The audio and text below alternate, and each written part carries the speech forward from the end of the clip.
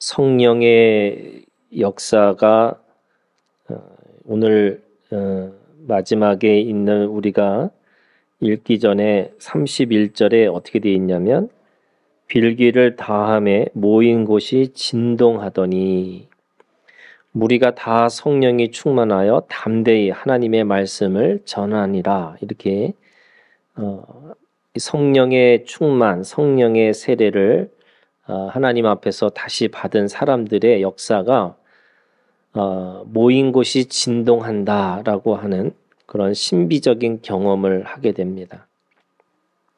그래서 하나님의 역사는요, 모두가 사실은 신비의 역사로부터 시작되는 거죠. 이 신비라고 하는 것은 이해되지 않고 설명되지 않는 어떤 그런 경험을 이야기합니다. 우리가 모든 것을 다 이해하고 모든 것을 다 설명할 수 있으면 그것은 종교라고 할 수 없습니다. 종교라고 하는 아주 특별한 것은 이 종교라고 하는 신앙의 경험은 이해되지 않고 설명되지 않는 것과 같습니다. 그래서 아무리 그것을 이야기하려고 할지라도 사실은 그것을 말할 수 없는 거죠.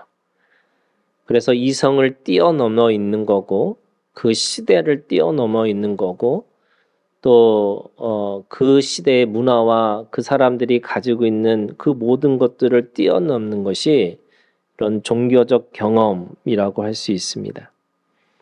하나님을 만날 때 사람들은 빛을 보죠. 말할 수 없는 그렇게 황홀경에 있는 그런 빛을 경험합니다. 또 어떤 사람들은 아무도 없는데 소리를 듣습니다. 그래서 하늘에서 소리가 있어 이는 내 사랑 아들이여 내 기뻐하는 자라고 하는 예수님이 세례를 받으실 때처럼 사람들에게 그렇게 소리로 우리는 경험하게 됩니다. 또 상황하고 상관없이 마음이 뜨거워지는 것들을 경험합니다. 내가 가지고 있는 그 냉랭한 그 마음이 아니라 하나님 앞에서 어느 순간에 하나님의 사랑을 경험하니까 그 모든 것들을 뛰어넘을 수 있는 그런 마음이 넉넉한 마음이 생기고 또 불행과 자기가 가지고 있는 직면한 문제 속에서 이거를 어떻게 해결할 수 있을까라고 고민하고 있는 상황에서 마음이 담대해져서 그것이 아무것도 아닌 거 그래서 그냥 그렇게 이해되고 설명될 수밖에 없는 그래서 마음이 단단해지는 것을 경험하게 됩니다. 오늘 이 31절에 있는 것처럼 어떤 환경적인 어떤 경험을 또 하게 되는 거죠. 자기가 움직이든 세상이 움직이든 그런 진동의 역사를 경험하게 됩니다. 이렇듯 우리는 철학이 아니고 우리가 가지고 있는 신앙의 어떤 신비적 경험을 하게 됩니다. 그런데 이 신비적 경험을 했다라고 하는 것은 어떻게 드러나느냐? 바로 사람의 변화를 통해서 나타나는 거죠. 진짜 그 사람이 어떤 이 환상이나 또는 어떤 자기가 스스로 만든 어떤 그런 소리나 빛이 아니라 외부로부터 오는 그 빛과 소리를 통해서 뭔가를 경험했다면 그 첫 번째가 나타나는 현상 중에 하나가 사람의 변화라고 할 수 있습니다. 이것을 트랜스포메이션이라고 하는 거죠. 전에 있었던 것과 그 이후에 있었던 것들이 달라지는 그런 경험을 합니다. 그런 의미에서 이해되지 않고 설명되지 않는 신비의 경험이 사람들한테는 보이는 것이 착한 행실로 나타나기 시작하는 겁니다.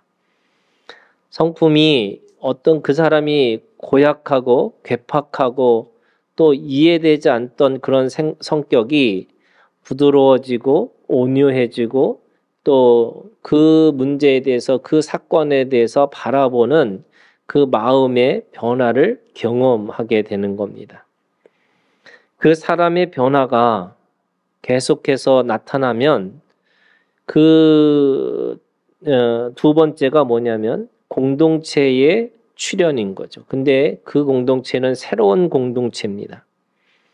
멜기세덱의 히브리서 7장 3절에 아버지도 없고 어머니도 없고 족보도 없고 시작한 날도 없고 생명의 끝도 없어 하나님의 아들과 닮아서 항상 제사장으로 있느니라 라고 하는 그 멜기세덱의 반차를 따라서 새로운 사람들이 나타나고 새로운 사람들의 모임이라고 하는 새로운 공동체가 출현하기 시작하는 거죠.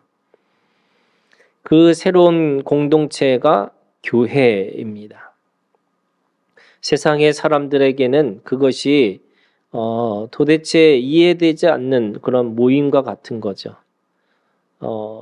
참 신기한 거죠. 사람들이 매주 모여서 예배를 하고 그 예배 가운데 함께 하나님의 나라와 하나님의 것을 같이 경험한다라고 하는 그런 교회가 시작되는 겁니다. 교회라고 하는 이 단어는 마태복음 16장 18절에서 19절에 예수님이 교회라고 하는 것을 말씀하시면서 이 교회가 가지고 있는 아주 독특한 두 가지의 특징이 있는데, 첫 번째는 교회는 음부의 권세가 이기지 못할 것이다 라고 이야기하고 있는 겁니다. 새로운 공동체는 그 안에 죄를 묵상하고 그 죄 때문에 죽음을 통해서 서로 분열할 수밖에 없는 다른 공동체와는 달리 이 공동체는 생명을 묵상하고 그 생명 때문에 하나를 지키고 단위를 이루면서 서로 함께 지체라고 하는 마음을 가지고 지켜내는, 그래서 음부의 권세, 세상의 권세가 그 교회 공동체 안에 들어올 수 없을 것이다 라고 말씀하고 있습니다. 두 번째는 그 교회라고 하는 것은 천국 열쇠를 가졌다라고 얘기합니다. 땅에서 풀면 하늘에서도 풀릴 거고 땅에서 매면 하늘에서도 매일 것이다 라고 하는 천국의 열쇠를 가지고 있는 것이 바로 교회라고 하는 겁니다. 사람들은 자신이 가지고 있는 삶이 과연 하늘에 있는 것과 무슨 상관이 있을까라고 생각하는데, 이 교회 안에 있는 공동체들은 자신의 말이 하늘에 닿을 것이고 자신의 노력이, 자신의 삶이 바로 하나님의 나라와 연결됐다라고 믿고 있기 때문에 바로 이 천국 열쇠를 가지고 있는 공동체가 바로 교회라고 말씀하고 있습니다. 이 두 가지, 음부의 권세와 천국의 열쇠를 가지고 있는 것이 교회라고 이야기하고 있습니다. 그래서 세상의 사람들은 그냥 한낱 정말로 아무런 힘도 없는 사람들이 모여서 그냥 매주 모여서 찬양하고 예배하고, 그래서 자기의 위로를 통해서 뭔가를 또는 패배자와 같은 삶으로 살아가는 것처럼 보이지만 그 안에는 죽음의 권세가 절대로 틈타지 못할 거고, 바로 그곳 속에서 매고 풀면 하늘에서도 매일 거고 하늘에서도 풀릴 것이라고 하는 그 놀라운 천국의 열쇠의 비밀을 가지고 있는 것이 교회라고 이야기하고 있는 겁니다. 그래서 종교적 경험, 아무리 대단한 종교적 경험을 한다 할지라도 이 두 가지가 반드시 나타나는 거죠. 개인의 변화가 나타나는 거죠. 두 번째는 그 공동체, 교회 안에 들어와서 이해되지 않고 설명되지 않는 그 신비를 교회 안에서 경험하고 살아가는 겁니다. 그러다 보면 세 번째, 역사의 개혁이 일어납니다. 유대교는 자신들이 가지고 있는 하나님을 어떻게 생각했냐면 혈과 육이라고 하는 민족의 속에서 자신들만이 구원받을 것이다, 또는 자신들에 의해서만이 세상이 온전히 평화를 이룰 것이다 라고 생각했는데, 그 교회라고 하는 공동체는 유대인이나 헬라인이나 누구든지 예수 그리스도를 믿으면 이제는 모든 사람들이 바로 하나님의 백성이 될 것이라고 하는 새로운 그 역사의 새로운 개혁들이 일어나기 시작하는 겁니다. 그래서 구약의 창조주 하나님, 만군의 하나님, 그리고 여호와 하나님이라고 하는 함께 하시는 하나님을 경험했다면 이제는 주 예수 그리스도를 통해서 하나님을 아버지라고 부르고 예수 그리스도를 나의 신랑이라고 부르고 그리고 성령을 내 안에 계신 하나님, 그래서 나와 함께 한 몸을 이루시는 하나님이라고 하는, 그래서 하나님, 성부, 그리고 예수 그리스도 성자, 그리고 성령이라고 하는 이 삼위일체의 하나님을 이제는 그 하나님이 위에서 또는 어떤 일들을 통해서가 아니라 오늘 나를 통해서 일을 하신다는 것을 또 그 역사 속에서 새로운 경험을 하기 시작하니까 그들이 이제는 새로운 역사의 주체로 세워지는 것입니다. 그래서 신비가 공동체를 만나서 역사가 되는 거죠. 그런데 신비가 역사를 외면하고 그 비역사화를 이루면 그 신비는 신비주의로 자신의 개인적인 경험, 자신의 개인적인 감정으로만 그칠 수밖에 없습니다. 그런데 하나님의 성령의 역사는 오늘 우리에게 나의 변화를 통해서 교회 공동체 안에 들어오게 하셔서 새로운 역사를 만들려고 하시는 거죠. 그래서 21세기에 사람들이 세상을 욕하고 세상에 대해서 한탄스럽고 세상에 대해서 뭔가 절망스럽다고 할 때에 그래서 교회는 필요하고 그래서 교회에 들어가서 새로운 역사를 만들어야 된다고 이야기하고 있는 겁니다. 그런데 가끔 기적이 일어나는 거죠. 뭐냐면 세상의 사람들이 교회를 걱정합니다. 사랑이 어디 있냐고, 신비가 어디 있냐고, 또는 세상하고 무엇이 다르냐고, 그것이 늘 질문받는 거죠. 하지만 여러분, 오늘 우리가 하나님을 만났다라고 하는 것은 오늘 나의 변화를 통해서 교회 공동체라고 하는 이 교회 안에서 하나님의 새로운 방법과 새로운 것들을 만들려고 이야기하고 있습니다. 그래서 저는 교회는 어떻게 보면 세상을 향해서 뭔가를 계속해서 개혁을 이루고 살아가는 공동체로서의 본이 되어야 되는 거다.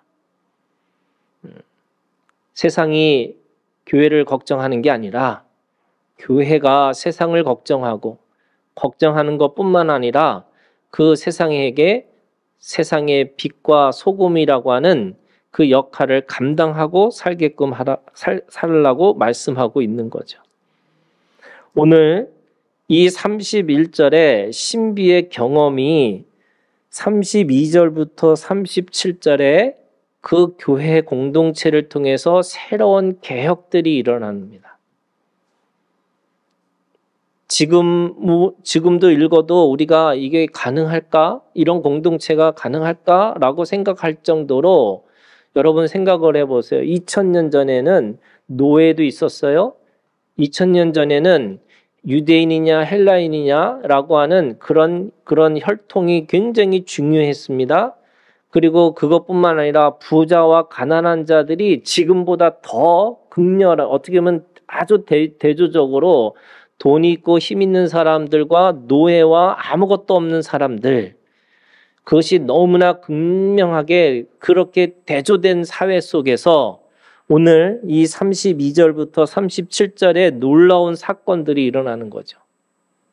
지금도 힘든데, 아니 사람들은 그런 거죠. 지금 불가능한데 어떻게 이런 걸 할 수 있을까? 32절, 믿는 무리가 한 마음과 한 뜻이 되어 모든 물건을 서로 통용하고 자기 재물을 조금이라도 자기 것이라 하는 이가 하나도 없더라. 말씀이니까 아멘 하세요. 여러분 2000년 전에 이런 역사가 일어난 거예요. 생각을 해보세요. 어떻게 이런 일이 있을 수 있을까? 그래서 그 놀라운 사건들이 일어났던 이 사건들이 그러면 우리도 똑같이 이렇게 해야 되느냐? 아니요, 여러분. 사회 개혁이라는 거예요. 개혁이라는 것이 여러분 2000년 전의 개혁과 지금의 개혁은 또 다른 관점이 있는 거예요. 그 개혁을 통해서 어떻게 하느냐? 지금 33절에 사도들이 큰 권능으로 주 예수의 부활을 증언하니 무리가 큰 은혜를 받아, 이렇게 시작하는 거죠. 그러면 이게 지금 왜 이런 일이 일어났을까? 사실은 막스는요, 사람들이 가지고 있는 어떤 물질적인 구조의 토대가 바뀌면 의식이 변할 거라고 생각한 사람이에요. 지금까지 사람들은 의식이 변하면 뭔가 자기의 물질적인 세계가 바뀔 거라고 생각하고 살았는데, 막스는 이 경제 구조 자체가 바뀌면 의식이 변할 거라고 생각하기 때문에, 그래서 이런 일이 어떻게 벌어질까라고 생각해 보니까 그 물질적인 구조의 토대가 먼저 바뀌어야 된다라고 생각했던 사람이에요. 그런데 사실은 이 말씀을 통해서 뭘 말하고 있는 거냐면 33절에 사도들이 큰 권능으로 주 예수의 부활을 증언하니 무리가 큰 은혜를 받아. 그것은 은혜의 역사지, 그것이 단순하게 사람들의 의식 구조, 자신이 가지고 있는 어떤 구조, 그 의식으로 변화를 가지고 의식의 구조가 사실은 신념이거든요. 그 신념이 이데올릭이에요. 그러면 어떤 신념에 그걸 가지고 사람들이 그것이 가능할까? 그게 200년 역사의, 이 공산주의 역사의 역사가 200년 역사가 사실은 그게 안 된다라는 것을 증명한 거예요. 역사 속에서 그것을 증명했습니다. 안 되는구나. 사람이 어떤 신념을 가지고도 그것이 과연 될까? 안 된다는 거예요. 그럼 이거냐? 은혜를 받아. 이게 은혜의 공동체였어요. 은혜의 결과지 그것이 반드시 그렇게 어떤 신념을 가지고 되는 것이 아니다라고 이야기하는 거예요. 여러분, 은혜는 뭐냐면 은혜는 절대로 갚는 게 아니에요. 그죠? 은혜는 기억하는 거고 그 기억을 통해서 흘려보내는 거고, 그래서 흘려보낼 때 계산하고 계수하지 않고 계량하지 않는 것으로 흘려보내는 거예요. 그게 은혜의 특징이에요. 근데 사람들은 우리는 어떻게 배웠냐면 은혜는 갚아야 된다고 생각하는 거예요. 그리고 은혜를 어떻게 하냐면 내가 그렇게 베풀었는데 어떻게 저럴 수 있어. 이게 뭐예요? 배신과 배반감이에요. 내가 은혜를 그렇게 베풀었는데 이렇게 되는 거예요. 여러분, 은혜를 베푼 것을 어떻게 하라고요? 사실은 기억하는 건데 그 기억이라는 게 되돌려 주는 게 아니에요.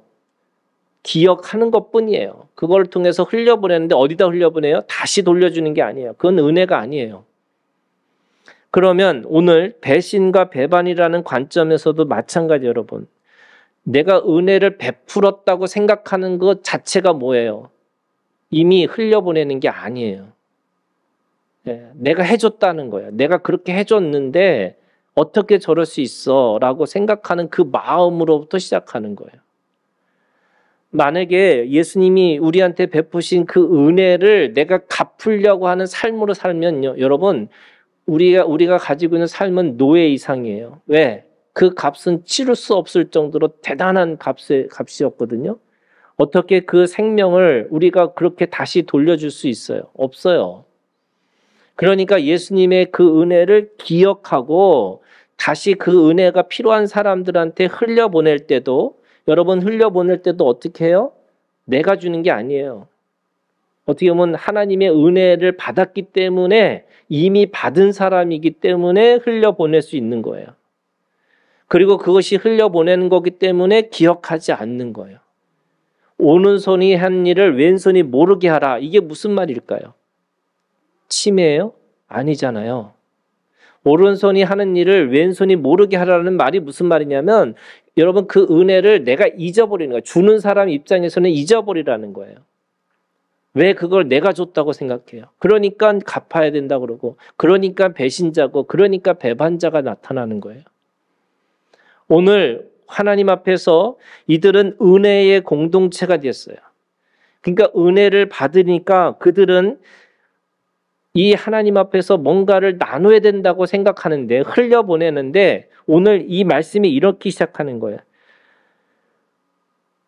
34절 그 중에 가난한 사람이 없으니 이는 밭과 집 있는 자는 팔아 그 판 것의 값을 가져다가 사도들의 발 앞에 두매 그들이 각 사람의 필요를 따라 나눠줍니다. 이게 뭐예요? 흘려보내는 거죠. 누구에게? 가난한 자에게, 필요한 자에게. 그래서 그 필요로 하는 자들에게 나눠준다라고 하는 이 은혜의 공동체라고 하는 것이 어떤 의미가 있냐면 오늘 말씀에 보면은 이것이 주 예수의 부활을 증언하니 이렇게 시작하는 거예요. 여러분 부활의 공동체는 바로 이 은혜 공동체고 이 부활의 공동체는 생명관계를 하는 거예요. 그 생명관계를 한다는 게 세 가지를 나누는 거예요. 여러분 생명관계는 세 가지를 나누는 반드시. 첫 번째 여러분 예수의 피로 같이 하나가 됐기 때문에 함께 예수의 피를 나누는 공동체예요. 그래서 예수 그리스도와 함께 죽고 우리가 예수 그리스도와 함께 부활한 존재이기 때문에 바로 예수 그리스도를 함께 나누는 형제들이고 예수의 피로 함께 하나가 된 지체들이고 그래서 함께 우리가 죽고 함께 또 살아날 수 있는 하나님의 사람이라고 이야기하고 있습니다. 마찬가지로 생명 공동체는 두 번째는요, 여러분 시간을 공유하는 공동체예요.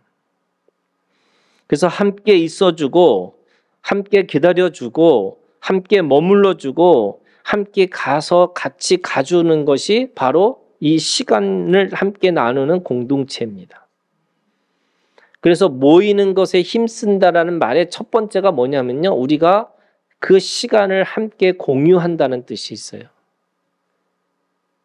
유튜브 보고 그냥 예배 드리면 되잖아요. 또는 그냥 말씀이 중요하면 그냥 말씀만 들으면 되잖아요. 여러분 예배는 어디서부터 시작하는 거냐면 우리가 함께 일어나셔서 함께 성령으로 같이 부르는 것부터 시작하는 게 예배예요. 왜요? 이게 함께 경험하는 거예요. 함께 그 시간을 공유하고 있는 거예요. 그래서 우리가 주일의 신앙 중에 하나가 뭐냐면요, 이 시간을 공유하는 공동체라는 것을 가지고 있는 거예요. 세 번째 여러분, 그 생명 공동체라고 하는 생명에는 뭐가 있냐면 물질을 공유하는 공동체예요. 오늘 마지막에 36절, 37절에 있는 말씀에 보면 그 요셉이라고 하는 바나바라는 사람이 그 바나바의 이름의 뜻이 뭐냐면 위로의 아들이라는 거예요. 그가 37절 밭이 있음에 팔아 그 값을 가지고 사도들의 발 앞에 두니라.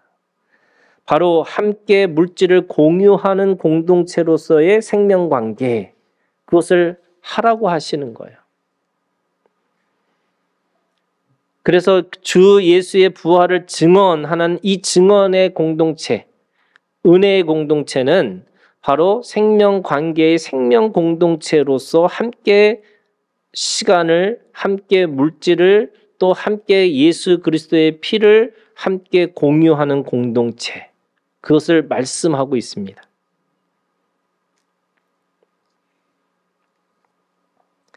그러면서 오늘 이 신명기 15장 우리가 4절부터 이 11절까지 읽었는데 오늘 말씀에 보면 이렇게 돼 있어요. 5절의 말씀에 말씀만 듣고 내가 오늘 내게 내리는 그 명령을 다 지켜하면 네 하나님 여호와께서 네게 기업으로 주신 땅에서 네가 반드시 복을 받으리니. 가나안 땅에 들어가는 사람들에게 있어서 하나님이 가지고 있는 기본값, 그것이 뭐냐면 복을 받은 존재들이라는 거예요. 그리고 그들은 복을 받는 사람들이었어요. 그것을 에베소서 1장은 신령한 복을 받은 사람들이라고 얘기합니다. 하나님 아버지가 예정하셨고 예수 그리스도가 구속하셨고 성령께서 보증하시는 각각의 사람들에게 신령한 복을 주셨어요. 근데 그 신령한 복을 주신 그들에게 뭘 주셨냐면 하나님이 능력을 허락해 주셨는데 그 능력이 땅의 권세를 이길 수 있는, 땅의 권세를 다스리는 그 권세의 능력을 우리에게 주셨다고 말씀하고 있습니다. 에베소서는 그거를 세 가지로 얘기해요. 뭐냐면 첫 번째가 죽음을 이길 능력, 그리고 관계의 풍성함, 그리고 우리가 하나님의 나라를 함께 같이 걸어갈 수 있는 소망, 그래서 하나님이 우리에게 주시는 그 믿음의 것들이 뭐냐면 여러분 우리가 죽음을 이긴 능력과 그리고 함께 관계의 풍성함과 그 속에서 함께 꿈을 꾸고 함께 갈 수 있는 소망을 우리에게 허락해 주셨는데 여러분 그 능력을 가지고 살라고 말씀하시는 거죠. 지금 이곳에서. 그러면 지금 이곳에서 우리가 하나님의 나라와 하나님의 것들을 이루고 살려고 하면 어떻게 되느냐? 오늘 그 가나안 땅에서 살아가는 사람들의 모습을 또는 삶의 태도를 오늘 이 신명기 15장 이 4절부터 11절까지 말씀하시는데 특별히 오늘 이렇게 얘기하고 있어요. 7절부터 4가지를 얘기해요. 여러분 마음의 태도예요. 우리가 어떤 태도를 가지고 살 것이냐. 7절에 네 하나님 여호와께서 네게 주신 땅 가나안 땅이에요. 어느 성읍에든지 가난한 형제가 너와 함께 거주하거든 그 가난한 형제에게 네 마음을 완악하게 하지 말며 네 손을 움켜쥐지 말고. 여러분 가나안 땅이라는 게 어디냐면 지금의 교회 공동체예요. 그래서 교회 공동체 안에서 어떤 일이 벌어져야 되냐면 첫 번째가 뭐냐면 여러분 마음을 완악하게 하지 말라는 거예요. 그거를 네 손을 움켜쥐지 말라 이렇게 되는 거예요. 이 완악하게 하지 말라는 말은 내 마음을 요새화시키지 말라는 거예요. 요새화가 뭐예요, 여러분? 계속 벽을 쌓는 거예요. 그 벽에 벽을 쌓다 보면 이제는 자기 세계에 빠져 있는 거예요. 누구도 거기에 들어올 수가 없어요. 여러분, 사자는 울타리가 있어서 그 울타리 속에서 살아야지만 다른 것들을 잡아먹지 않잖아요. 근데 양은 울타리가 없어요. 엄밀히 따지면. 푸른 초장에 그 모든 것들을 띄워놓듯이 사실은 하나님의 세계는 여러분 울타리가 없는 거예요. 벽이 없는 거예요. 여러분 누구든지 와서 누구든지 받을 수 있는 그 마음의 벽이 무너져 있어야 돼요. 그런데 사람들은 뭐도 안 되고 그게 뭐예요? 계속 마음의 벽을 쌓고서 그걸 뭐라고 그래요? 그걸 요새화시켰다는 거예요. 그걸 뭐라고 그러냐? 마음을 완악하게 했다는 거예요. 이거를 바로의 마음으로 얘기하면 강팍해 했다는 거예요. 여러분 누구든지 세상의 사람들은 어떤 공동체에 들어가려면 조건이 있어야 돼요. 그 조건이라는 게 뭐냐? 뭐 학력이든 재산이든 또 뭐든 그런 조건을 맞춰야지 그 공동체에 들어갈 수 있다고 생각을 해요. 근데 여러분 교회는 누구든지 인종이든 학벌이든 부든 어떤 것이든 그 사람을 가로막을 수 있는 어떤 것들은 다 없는 거예요. 그게 여러분 우리가 마음을 완악하게 먹지 말라는 거예요. 내 손을 움켜쥐지 말라는 거예요. 그런 마음의 태도를 가지고 있어야지 어떻게 돼요? 가나안 땅에서 하나님의 나라를 보여줄 수 있어요. 열방이 하나님이 어디 계셔라고 할 때 이스라엘 백성들은 뭐냐면 나를 보라는 거야. 나를 통해서 하나님이 살아계시는 걸 보여준다는 거예요. 그 다음에 하나님의 나라가 어디 있어? 라고 했을 때 가나안 땅을 보라는 거예요. 거기 가면 거기에 하나님의 원리가 하나님의 생명의 그 세상이 그 속에서 펼쳐지고 있다는 거예요. 그러면 똑같아요, 여러분. 하나님이 어디 계세요? 그리스도를 믿는 우리 안에 있는 거죠. 그러면 여러분 내가 하나님의 나라의 대사고 하나님의 나라의 증인이고 하나님 나라에 보여주는 하나님의 모습이 우리를 통해서 드러나야 되는 거고요. 세상하고 뭐가 달라가 아니라 세상하고 너무나 다르다는 게 교회여야 되는 거죠.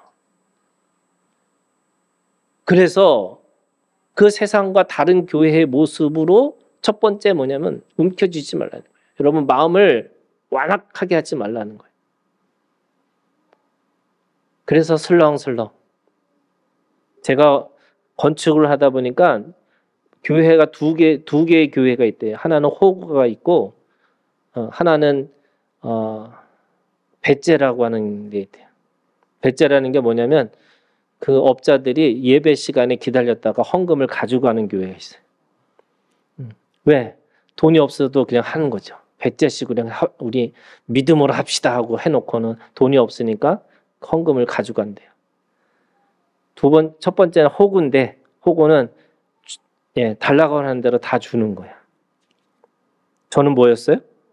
네, 호구였어요. 그래도 호구였지만 우리 황동현 집사님이 우리 교회 오셨어.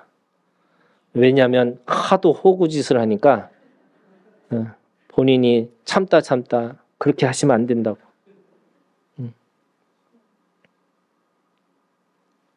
아니 저도 머리 썼죠. 근데 그분들의 머리를 못 쫓아가겠더라. 무조건 당하라는 게 아니에요, 여러분. 하나님 앞에서 우리는 조금 다르게 살아야 되는 거예요. 그 다름이 뭐냐면 마음을 완악하게 하지 말라는 거예요. 두 번째 여러분 8절이에요. 반드시 네 손을 그에게 뭐 하라고요? 펴서 그에게 필요한 대로 쓸 것을 넉넉히 어떻게 하라고요? 구워주라. 아멘 하세요. 네. 자, 지금부터 이제 돈 꾸는 일에 쉬워질 수도 있어요. 이제. 모든 재물은 하나님으로부터 왔기 때문에 겸손히 그것을 내가 하나님의 것입니다고 하는 시인의 마음이에요. 그러니까 내가 겸손한 마음을 어떻게 하냐? 손을 피라는 거예요. 그 손을 피는 것에 대해서 여러분 두려워하지 말라는 거예요. 내가 손을 피면 사람들이 나를 어떻게 생각할까?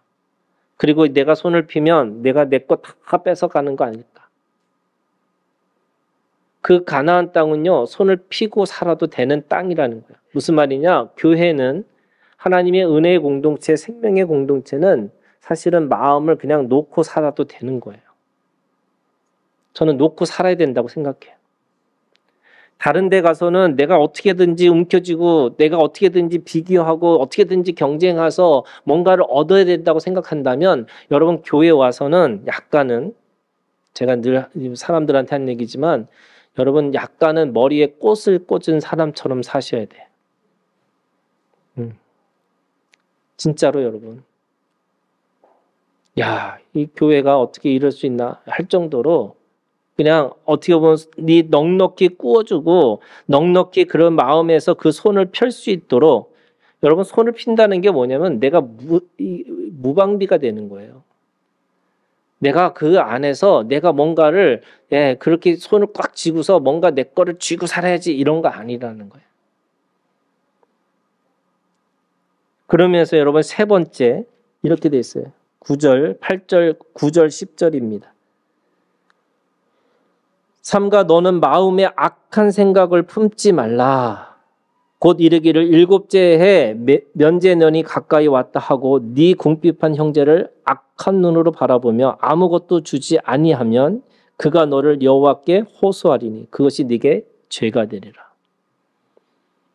다른 사람들이 하나님 앞에 잃는다는 거예요. 그러니까 하나님 앞에 잃으니까 잃기 전에 잘하라는 거야. 그게 악한 생각을 품질 만한 거야. 10절은 그렇게 얘기해요. 너는 반드시 그에게 줄 것이요 줄 때에는 아끼는 마음을 품지 말 것이니라.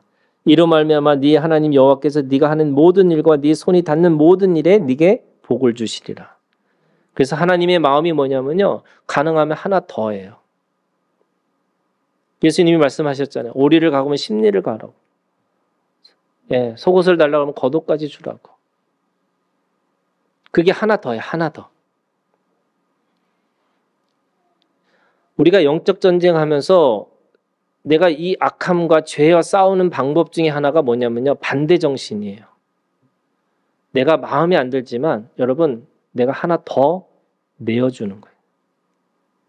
내가 하나 더 손해보는 거예요. 그게 오늘 우리 가운데 있는 거예요, 여러분. 그래서 그 마음의 생각, 악한 생각을 품어서 이게 뭐냐면 네가 그렇게 머리 써가지고 그렇게 하지 말라는 거죠. 마음을 완악하게 하지 말아야 돼요. 넉넉히 구워주는 손을 피는 거예요. 그래서 악한 생각을 하지 말고 그냥 가능하면 하나 더 하라는 거예요. 그리고 네 번째 11절이에요. 땅에는 언제든지 가난한 자가 그치지 아니하겠으므로. 이게 뭐냐요? 가난은 누구도 책임질 수 없는 거예요, 여러분. 영원히 가난한 자는 있을 수밖에 없고 영원히 그렇게 필요한 사람들은 너무 많아요. 그런데 11절에 땅에는 언제든지 가난한 자가 그치지 아니하겠으므로 내가 네게 명령하여 이르노니 너는 반드시 네 땅 안에, 이게 이제 모든 사람들한테 그렇게 하라는 게 아니에요. 여기는 네 땅 안에라는 말은 어떤 의미도 있냐면 이걸 신약으로 얘기하면 이렇게 돼 있어요, 여러분. 우리가 할 수 있는 것만큼 이게 믿음의 분량이에요. 그래서 내가 모든 것을 다 해야 되느냐? 아니에요, 여러분. 그것이 내가 가지고 있는 믿음의 분량만큼 하는 거예요. 내가 물질도 없는데 자꾸 물질 꺼주면 다른 사람 필요하다고 해서 계속 꺼주면서 내가 맨날 파산되는 게 아니라는 거예요. 네 땅 안에서 네 형제 중 곤란한 자와 궁핍 자에게 네 손을 펼치니라.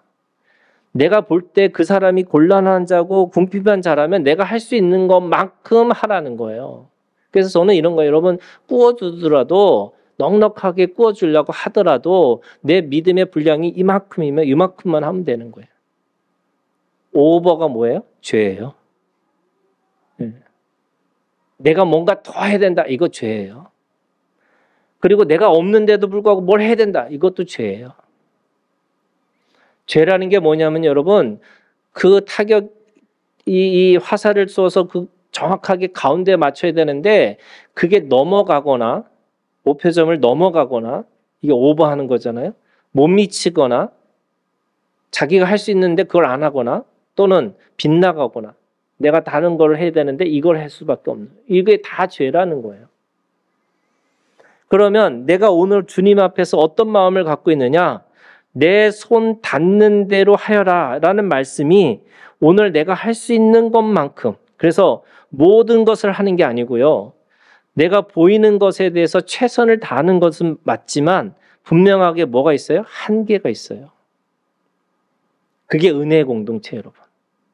만약에 이거를 어떤 강령처럼 모든 사람이 그렇게 해야 된다라고 생각한다면 여러분, 이게 어떤 일이 벌어지냐면 이게 또 다른 공산주의가 되는 거예요. 우리가 얘기했잖아요. 200년의 역사 속에서 공산주의는 이미 실패한 제도라고. 하나님의 나라가 그러면 물건을 통용하는 게 하나님의 나라냐? 여러분, 그거 아니에요. 하나님의 나라는 생명 공동체고 은혜 공동체지만 그 속에서 나타난 역사들은 사람들이 볼 때는 새로운 개혁으로 나타나는 것처럼 오늘 우리가 우리의 삶 속에서 내가 할 수 있는 것만큼 드러나는 역사들이 있어야 되는 거죠. 자, 그러면 하라는 거예요? 하지 말라는 거예요? 자, 하라는 거예요, 여러분. 근데 얼마만큼 하라고요? 믿음의 분량만큼. 내가 할 수 있는 것만큼. 그래서 이런 거죠. 여러분, 제가 늘 하는 얘기지만 꾸는 사람은 어떤 마음으로 꾸어요? 반드시 갚아야 된다라고 하는 마음을 가지고 꾸는 거예요. 꾸어주는 사람은 어떤 마음으로 꾸어줘요? 내가 이거 손해봐도 내가 감수해야지라고 하는 마음을 가지고 꾸어주는 거예요. 그래야지 배신자와 배반자가 없을 수 있어요. 여러분, 하나님은 살아계십니다. 그러면 하나님의 살아계심을 어떻게 보여줘야 돼요? 나를 통해서 보여주셔야 돼요.